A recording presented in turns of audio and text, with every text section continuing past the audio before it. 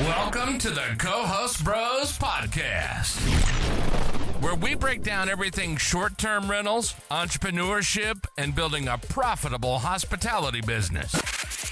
Whether you're a host, investor, or property manager, we share real strategies, real insights, and real experiences to help you scale smarter and grow faster. Let's dive in. What is going on, everybody? Welcome to episode 109 of the best podcast. So give us an hour of your time. My name is Matt Cott, and I'm here with Austin Spitzenberger. We are the Co-Host Bros podcast. And like always, if you like the show, you get value from the show. We make you laugh. Anything, share it, rate it, get it out there, and do everything that you can. I'm going to say what's up to Austin, let him introduce our guest today. So what's up with you, Austin?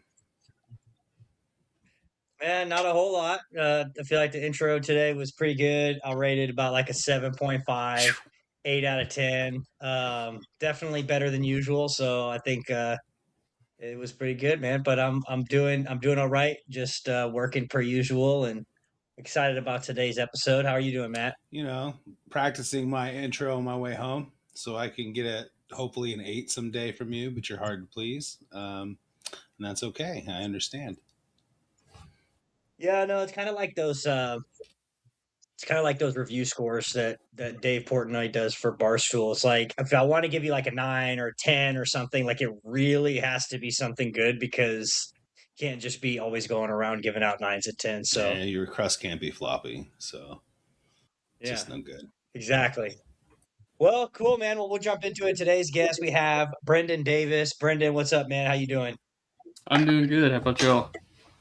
Real good, man. Excited to have you on the show. So grateful to hear a little bit more about what it is that you do and how you got in the space. So maybe for our listeners that don't know, give us a quick rundown on maybe your history in the space and kind of what it is you do today. Yeah, so I'm Brendan Davis. So I am the founder and CEO of Magnolia Vacation Rentals and the co-founder of Southern Hospitality by Magnolia Vacation Rentals in Nashville. I got into the business 2022. Bought a long-term rental. Did a return on equity audit after the rehab. Ended up selling it. I had the intentions of using the proceeds to buy short-term rentals, so it kind of led me down the rabbit hole of tons of YouTube. I call it YouTube University. I'm sure you've heard that before, but a whole lot of research on how to operate a vacation rental, and ended up leading me to opening our business. We now manage I think 109 rentals in the Smokies right now, a few in Nashville. Okay, awesome. Yeah, so I was just trying to look you guys up. I think I got the wrong. You guys are not in Knoxville, right? Yeah, we originally were in Knoxville, where we started out. Then we ended up moving over to Sevierville for our. Okay, that might just be the Google. When I look up Google, it just shows in Knoxville. I'll put the website here in the chat if you want to look at it. Yeah, no worries. It might just be the location. That's where it shows up. I just want to make sure I had the right company. But I see on your website about 107. So yeah. So you guys are mostly in the Smokies. Yeah, for right now, we have some expansion plans and stuff like that. Kind of in a cool position now that as we've been able to scale, I've been able to delegate a lot, do a lot of hiring, so I'm not really operating the business very much anymore as far as the day-to-day operations. So I'm looking at current expansion plans and growth in other markets and things like that. Nice, man. So how long? So what? And sorry if you already said this. How long have you been doing this? I guess it sounds like you went from 0 to 100. 4 years. How long? 4 years. Mm-hmm. Yeah, man. That's super impressive. Awesome portfolio too. You have some awesome properties with indoor pools, which I think is pretty common out there. Yeah, man. I love it. It's funny. Those used to be it's weird when I first started. The indoor pools were quite a differentiator. It was like something really special. Now it's actually like you said, it's common. Yeah, it's crazy. Who would have thought an indoor pool in today's day and age would be a common amenity? But that's kind of what I've seen, like just looking at the Smokies market and not being an expert or claiming to be an expert by any means, but it just seems like it's just become ultra competitive, and it's just like all these properties have been max stacked out to from like an amenity standpoint. I mean, Yeah, at the high level, right? years. But yeah, Tell man, people, what tell me a little bit about the Smokies market and like kind of what really works out there, and what's the differentiator for some of these properties to be successful? well, there could be two things. So, um, one of the things that I find works for people is they're not like overly in debt. I mean, I have people all the time that I was talking to somebody the other day. They're about to buy one and put 20% down, and I'm like, I don't think it's going to work for you. Like you're gonna negative cash flow month after month after month. But there's people that have properties that are in kind of the 25th percentile, and they're in a really good position with them, and they're cash flowing great. But the stuff I would say the stuff that's really working now is very unique. So it gets kind of I kind of call it listing fatigue, right? But if you get on Airbnb and you start scrolling through, you look up a 3-bedroom cabin because you're bringing up, 8 people with you or something.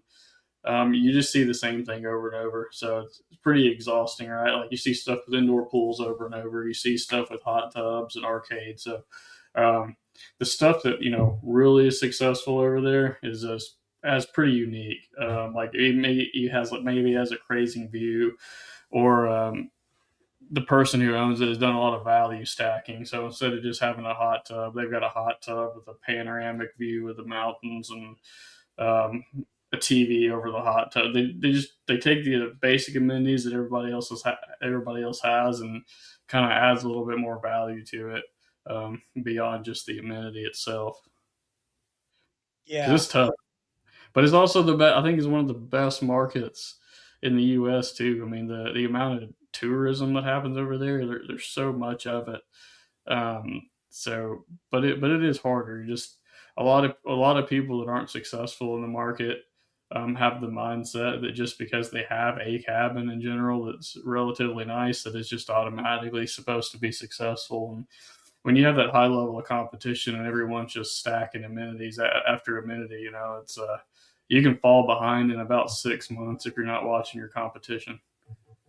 Yeah, no, that makes sense. And the way I see it is like they always say that it's, everyone always uses the saturated word, but the way I look at it too is like it seems like a perfect market where a boutique operator like yourself, 100 mid-size, mid-scale can come in and do really well, and maybe that's kind of attributed to your growth so quickly. But the management there is like there's what 20 something, how many listings are there total, like 20 something thousand, something like At that. least, at least, but probably more than that, honestly. I think there's a lot of them that aren't. Yeah, there's probably more than that if I had to guess. I think there's closer to 30 last time I looked, and there's like you can pull like records, like permit records and stuff like that. You can get like one number, but there's still a lot of people that are operating that don't even that haven't reported anything. So Yeah, so maybe yeah, call it 20 to 30,000 listings or something like that. So there's a lot of managers maybe there that are legacy managers that manage a lot of properties. So it's like 30,000 is a lot of properties, but maybe is it competitive, you think, from a management perspective, or is it like, hey, there's actually a lot of people struggling out here with the legacy managers that maybe have, outdated listings, bad photos, incomplete listings, where you can come in and do a better job. That's the way I've always looked at it, is like people are like, oh, it's saturated. I'm like, man, I'm looking at all these listings. I just see opportunity, and it's not, we have, I think, two there, but they're just owned by my business partner that we manage just remotely. Um, but it's always been on my mind of like, well, that would be a market if we could strategically acquire somebody that had maybe 20ish or something in that range listings, where we could get some decent infrastructure. It has been an idea for us to maybe expand there. So I don't know, like, what's your thoughts on that? Do you think there's Yeah, the still plenty of opportunity is opportunity? great over there. The only thing is like everybody else kind of sees that too, and there's a lot of distrust. One, because like the legacy managers and stuff like that are obviously doing they're they're kind of just lost in time. Like they're still thinking everything's the way it was back in 2016, 2013. They haven't adapted at all. And then you have a lot of people who are coming from like different states and stuff like that that aren't local, offering like co-hosting and stuff like that. Some of them actually end up doing a good job, like 75% of them don't. And now everybody's super skeptical. I was talking to somebody the other day that hired somebody out of Arizona. I mean, it's just been like, and I think they had like 6 bookings. They have an awesome property. They had 6 bookings from January until now. So like there's a lot of that happening too. So now people are really, really skeptical of even some of the newer boutique property management companies. So having proof of concept is really important right now. But yeah, there's a ton of opportunity just because there's so many people that are struggling. Yeah. Yeah, I like it. I would say the majority of people struggling though is a math problem that nobody can solve. I have a lot of those conversations like, how much money do you think you can make me? And I was like, I'm not going to make you any money, but we can just control how much you're going to bleed every month. Yeah. That's funny. That's actually, I think that's really the conversation in a lot of huge vacation markets that have been established vacation markets for a long time. Like, I mean, I'm in Galveston and I have that conversation with people all the time. Like, unless you got your house for a low price, I mean, we're pretty much trying to pay the bills here at this point. But I like I like that you went from 0 to 100 in 4 years. Tell us a little about like that journey and how like the struggles that you went through to maybe try to help the people who are trying to build their business now, right? So because you've obviously seen a lot of lessons, you've learned a lot. You got so many listings, you don't even know how many you have. No, I'm just kidding. That kind of stuff. Usually we get people on here, they're all like, I think I have this to this, and it's like, so how did you make it to that point? What made you get there? I think any good business, because this is, I've done 7 startups, but any good business has to solve a problem, right? Right, and you kind of need to be the solution to that problem. So it's ultimately been problem solving. So looking at the market and seeing what the issues were, what people's what property owners' pain points are, like, and then when I talk to someone on the phone, like, uh, when I train people like in other business and stuff like that, they're doing sales calls for any type of a client acquisition and stuff. A lot of times, the first thing I do, if I hear them like start talking about, oh, we do this, we offer this, and I'm just like, hey, stop and listen. Listen to what their problems are, what are their pain points, and then be honest about if you can address their problems or not. So we've really just been a problem solver. So I'll listen to. I mean, it's usually the same thing. Like people like, we don't have any bookings. Our properties aren't being maintained well. They're getting ignored every time I show up there. There's holes in the walls and the furniture's broken, and windows are cracked or whatever. It's probably a little bit extreme, but some of that stuff definitely does happen. So yeah, it's just been like listening to problems and then identifying the needs that are in the market, and then having a plan to address it, and then being able to execute on it. Yeah. So how did you go about getting your first deal? So my wife made a little Canva ad, and we ran it in a couple of the Facebook groups, and somebody messaged me on there. So we went over to the cabin, met with him, and he was like, "So you've never done this before?" And I was like, "No, sir." He's like, "Well, I'm not gonna lie, that terrifies me, but he's like, I'll sign the contract anyway." Really? And I was like, "Sweet," So he's like, "Are you sure you can do this?" And I was like, "I think so." I was like, I really don't know." But yeah, That's crazy. I never heard yeah, anybody I getting know. one like that. That's actually not a bad idea, putting like Canva ads in Facebook groups like that. Yeah, no, it worked really well, and so we got that. We we got our first booking, and we're like, okay, we learned how to set it all up in learning how to set the listing up and all that stuff. We got professional photos done, got it online, started getting bookings. Everything went pretty well, and then put a couple more in the Facebook groups on there, and got a couple more hits. I think by the end of the year we had like maybe 10. You were trial by fire then, huh? You didn't. Yeah, You didn't know diddly shit about short-term rentals, and you went and signed somebody to manage their property. That's wild. Yeah, exactly. Yeah. Like I said, I had a YouTube University education, so I kind of figured out the basics and everything on there. Figured out price slabs really quick, and we hired some cleaners that we had met over there. We ended up firing them pretty fast, but it's part of it. And then we ended up growing and kind of getting more confident in our operations and what we were doing. And even with the few that we had, one of the things was like we instantly, when I started like looking at comparables and RevPAR and stuff like that.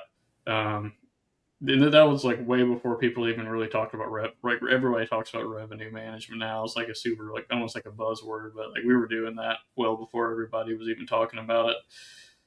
But like we just noticed like our revenue was much higher than comparables in the market. So it was like, okay, well, now we have something too that we can leverage this. And that helped us grow significantly too, just because we were kind of taking the extra steps that nobody else was really willing to do at the time. Yeah, that's awesome. Wow. So, what did you ever think that you would build your business to over 100 listings at this point? Was there a point you wanted to stop at, or was there like the goal was 30 or something, and then you're just like, oh shit, I'm already here. Let's do something else. Like tell us about like the path of your goals with that. Man, I had no idea, if I'm being honest, and that probably sounds crazy, but it was my first business I'd ever started. We had, sold real estate and stuff before. But ultimately I was just trying to get out of my W-2 job. And I was like, I'll either get out by, selling real estate as a real estate agent or, this. So, I mean, that was really my goal. I remember thinking, if we could get like 20 properties under management, I could leave. And that's actually not the right mentality to have. Like you need to really look at your actual revenue per property. So like, cause it can vary, door to door, obviously. So, my goal was to leave my W-2, and I was like, well, I'll take this as far as I can go with it. Now that I've got a lot more experience running a business and running multiple, I look at it a little bit differently, a lot of trial by fire, I guess. But, that was, I don't know, my goal was just to get out of my job, and I was kind of figuring things out as I go. I mean, I wanted to be the best that I could in the market, essentially. But other than that, I was just kind of seeing where what was your W-2 job that you were getting out of? I was in law enforcement, so I did that I started that in 2013. I got out in 2023 or 24. I don't remember now, actually. And the mustache stayed with you. That was. It did, yeah. It was a little bit shorter back then. I had it at one point. I had it all the way down here, and then I walked into a briefing one day, and they were like, "You're gonna have to shave part of that off." Were you able to get deferred retirement on that? Yeah, I do have a little. Well, sorry, Austin. I'm a reserve now, so I'm still like having my foot in the door barely. I do like 8 hours a month. I still train and do all my in-service requirements and everything. But yeah, I'm actually vested in retirement in there. So with the state, I'm not going to get, what I would if I did 20, 30 years, of course, but I'll get a little something from it. Yeah, but now nobody can tell you what to do with your mustache unless you're unless your wife, unless your boss, your home boss, right. Unless your home boss tells you that's got to go. Yeah. That's what I was looking forward to the most when I got out. I'm like, man, if I can just, get out of my W-2 job, I can grow my mustache. He's like, I want to quit so I can grow my mustache. Yeah. I love the job. Yeah, I mean, I have a lot of respect for the police and all that good stuff, but I can definitely see maybe in some case that being a W-2 job that you could potentially be highly motivated of getting out of it. Was it like you were trying to get out of it because being a police officer was very, very difficult or time consuming, or was it more of just like, hey, I just want freedom?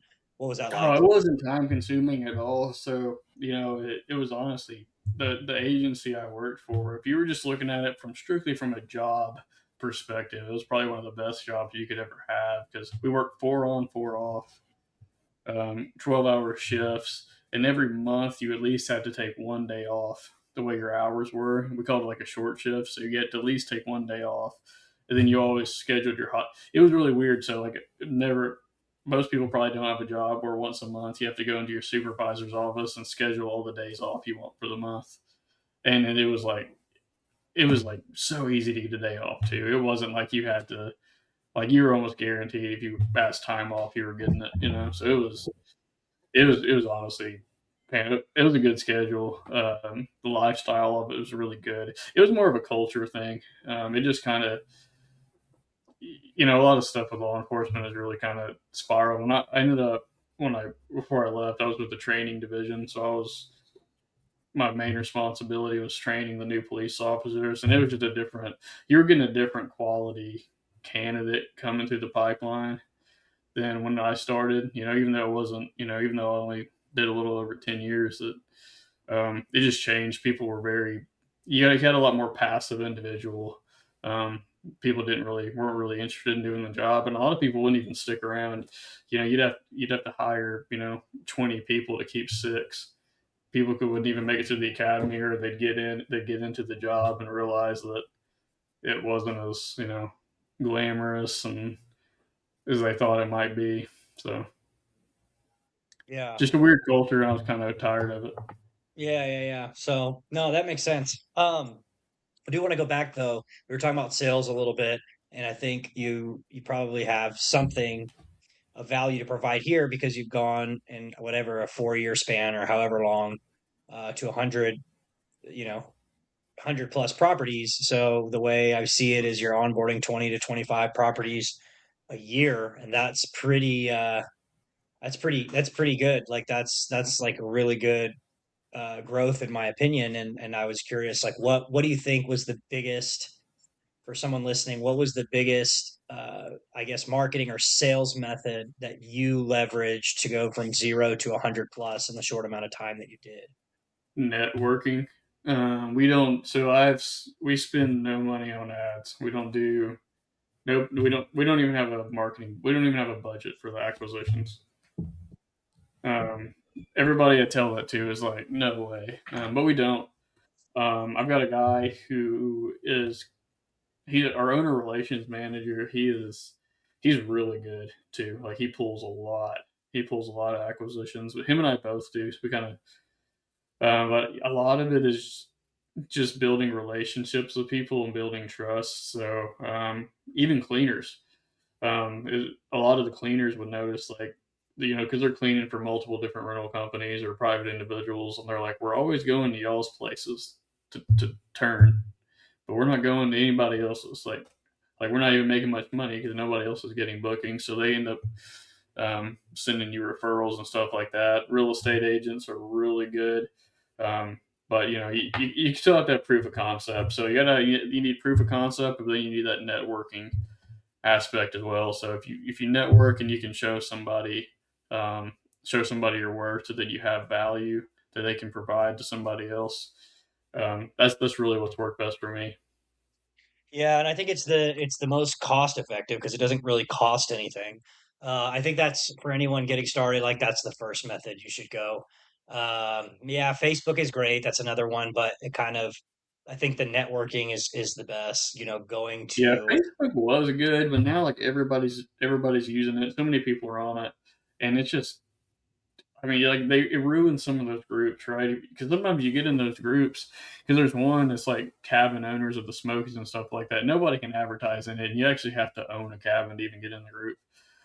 People think they sneak in there every now and then, but um, yeah, I mean, sometimes they can ruin the groups, right? So if you're actually going in there to get something valuable, and all you see is just a bunch of cleaners posting ads, hire me, and then property managers, like even just like this is this is garbage, like I don't even want to get into this. And then if you're one of the ones posting in there too, then you just kind of become noise at that point because nobody's even looking at your stuff because even if you have something valuable on there on yours compared to somebody else's, it gets lost in the noise. Yeah, no, I think your way is probably one of the easiest low hanging fruits is networking with realtors and then ask management partners within your business, handyman, cleaners, pool cleaners, things like that. It's just a text away of like, hey, do you know anybody that's struggling, or kind of taking a proactive approach of reminding them. But yeah, I think anyone that's just getting started, networking, going to local events if you can, and then reaching out to as many realtors as you can, and actually like not just reaching out to them and telling them what you do, reaching out to them and like providing value in any way that you see fit, whether that be running comps or maybe referring people that want to buy in their market. If you're not a realtor, start sending them people. Unless you are a realtor, then that's just a different conversation. But yeah, I mean, I think what comes to my mind is that's probably the easiest way to get a lot of momentum quick, especially when you're first starting. So what you're saying basically makes a lot of sense to me. Yeah, and the thing that kind of it took me a little bit to realize, but we're you're really manufacturing trust, and that matters more, I think, than anything, right? Like the revenue side's good, the marketing and all that stuff. Like people like all that stuff, but they also want to know if they can trust you, and that's one of the biggest things. Is like a lot of our referrals and stuff from agents. I don't pay referral fees either. A lot of other companies will. I don't. I always tell like people like if you want to refer me, you can refer me because you think I'm going to be the best for your client, not because I'm going to pay you the best. So I don't pay anybody anything. But a lot of it's just trust. Like they want to know that if I refer this person to my client, they're actually going to take care of them. They're not going to charge them any outrageous fees and stuff like that. And the same, like our maintenance people are like that too. They refer like a lot of one of the people that does a lot of maintenance and stuff for us. He has a lot of just private owners that pay him monthly on a maintenance program, and he sends us to them all the time because he's like, you guys are some of the only ones over here in this area that I know are, trustworthy and will actually take care of the property owners. Yeah. So the secret sauce is just networking and do good work so it doesn't go back on the people that are referring your business. Exactly. It's funny because, like, coming from a law enforcement career and this stuff that's happened over the last, decade or so, there's been a lot of distrust in law enforcement, but I would say there's more distrust in property management in the Smokies, I think, than there is in my law enforcement career. Yeah. No, that makes a lot of sense. So what is your team structure? What does your team structure look like today? And how has that kind of briefly evolved going from 0 to 100? Yeah, so today we have um, marketing officer, owner relations. We've got someone doing all the financial statements, payrolls. We've got a bookkeeper. We've got an owner relations manager, two guest communication, no VAs. I don't like VAs. I different. I know a lot of people use them. I think you just when you have some people that are local, you get a different outcome. It's more expensive, but quality is usually better. Then we always have an inspector as well that goes through properties and just checks for any damage. Make sure they hit every property at least once a month. We rely on our cleaners obviously for reporting damage on turns, but they go through and look for any maintenance things that could get missed, any safety issues, stuff like that. Um, yeah, I mean, the owner relations, he came on about a year ago because I was doing all of that. Our marketing guy just came on. He's a C-suite level marketing guy too, so he's not just like a lot of people hire marketing people and they're really just content creators that call themselves marketing. He's a he's a high level individual. I've got an operations officer, which he's kind of running the day to day, managing all the vendors, maintenance. Um, he came on.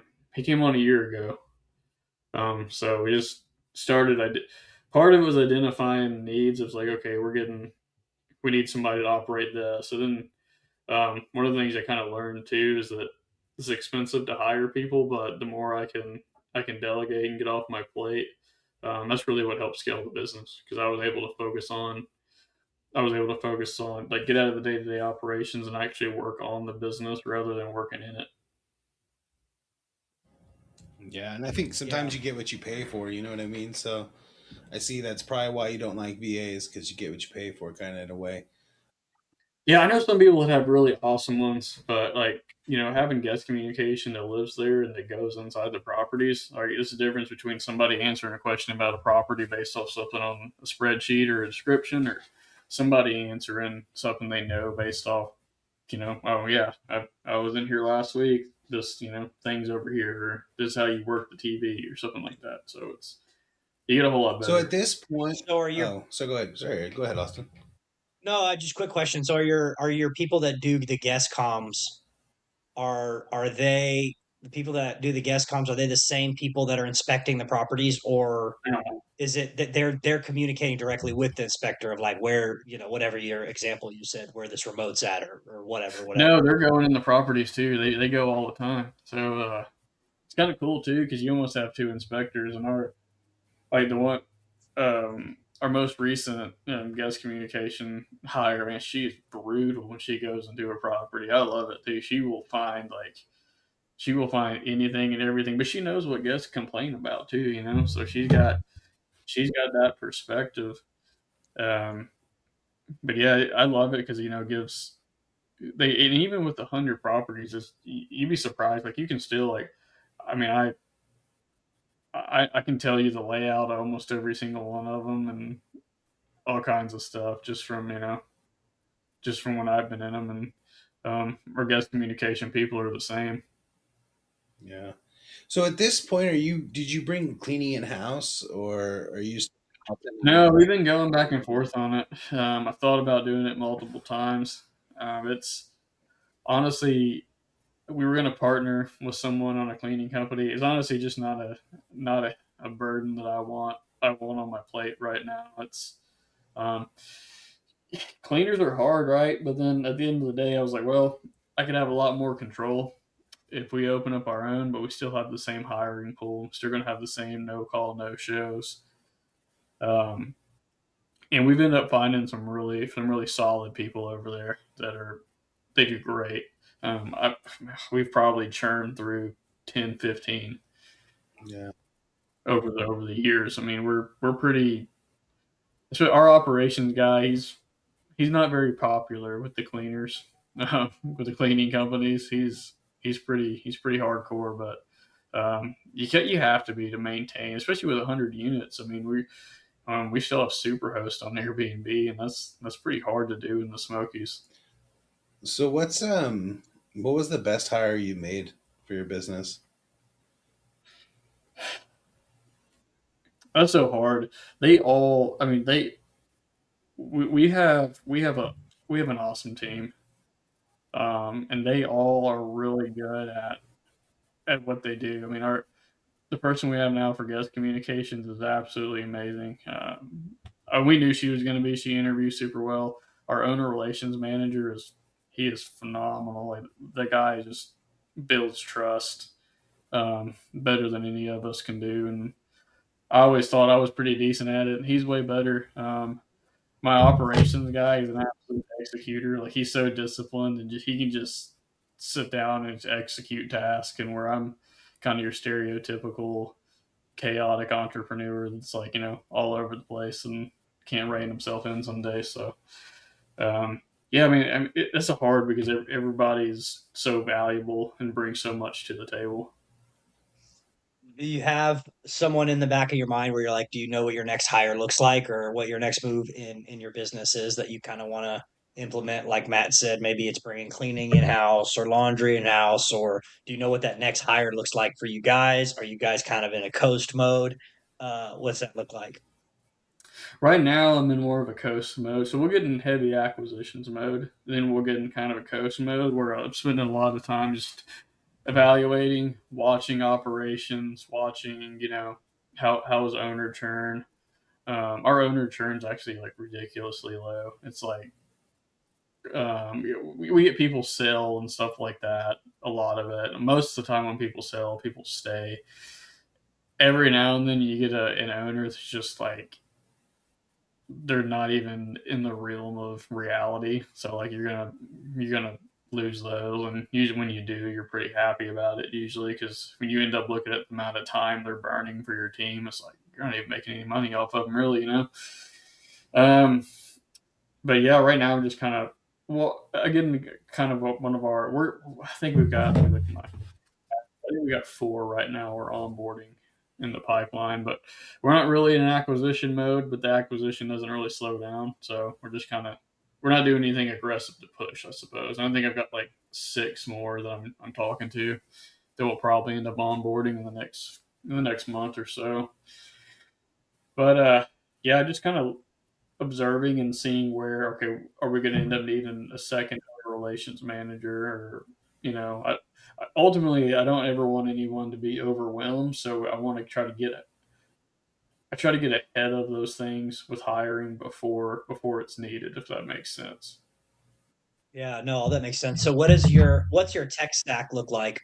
Just run me through it. Not like everything you use, but just roughly like Yeah. what do you guys use over there? I'm using OwnerRes, Price Labs, Resort Cleaning, and Claude Cowork right now. Everybody's using Claude. Yeah, it's really awesome. I can tell everybody's using it, and most people suck at it. But if you figure out how to use it really good, and it's only as good as the person using it. So like a lot of people just get really lazy with it, and just it just spits out a bunch of generic stuff that um, isn't really helpful. But I've trained it a lot. I'm testing it out revenue management. I'm just seeing what it can do. It's actually pretty cool. I don't have it actually doing it, but it's flagging a lot of stuff. It's caught some stuff. It's like, hey, this probably needs to be fixed. And I look at it, I'm like, oh yeah, that was right. Yeah. Testing it out on listing optimization. It can do photo ordering right now. It can find all kinds of stuff. So I'm just feeding it a lot of information, teaching it a lot of things, and using it as an assistant rather than using it as like the operator, if that makes sense. I think a lot of people are using it as the operator, and they're kind of, it's gonna be, that's not something I'd recommend doing it, but using it as an assistant and second set of eyes to double check things, and it's pretty good stuff like that, and it's a time saver for us. Yeah. Yeah, for sure. It answers all my messaging. If anybody texts, my phone number answers it there. It'll answer the phone. It has a conversation with the guests. So I use Claude for all kinds of stuff. Not just that. I mean, I've done away with my StayFi subscriptions. I created my own StayFi. Like I do all kinds of different shit with it. So it's pretty nice to be able to get rid of things at a lower cost. Plus, kind of fun. So, what's your plan for your marketing manager? If you're not in acquisition mode, and you're just getting what's coming along, what are you planning on doing with your marketing manager? Yeah, right now we're really doing a push. We want to. I think all the booking platforms are fighting for ownership of the guest, right? Like Airbnb, VRBO, and we want to own our guests too. So right now we're really working on our direct booking funnel, our sales funnel that way, and we're having a lot of success with it. We started a key holders club, and I think we had like 12, 13,000 people subscribe. The first time we did, we basically set up an email thing. He set it up through StayFi. But in the first few months, he had like 13,000 people subscribed that they want to get emails from us on twice a month. And we've had hardly, I think it's been like 1% of people have unsubscribed. So it was like, so that's been really successful. Then we started a key holders club, and I think we've had like 8 or 9,000 people maybe sign up for it. He told me. To get rewards for reoccurring bookings and stuff like that. So they get a point, kind of like Verbo One Key or using Booking.com. So you get the more bookings you get, the more rewards you get. So so that's within your network of properties, correct? So how Correct. did you implement that? What did you do? Is there some kind of software you used or some? He created it all himself. Really interesting. Yeah. I don't. I don't know all the ins and outs of it. Like I said, he's done it all out himself, and it's been a lot of buyer psychology and stuff went into it. Like I said, that guy is he is a just such a high level individual when it comes to marketing and stuff like that. It's Yeah, crazy. that's interesting. I think, industry wide, if there could be some kind of rewards program and you can get enough people to sign up for those and or get in on it, get on the pot, right? Where it's like your network and you have my network and you have Austin's network and this is the system you sign up for. And yeah, it'd be an interesting thing for short-term rentals for sure.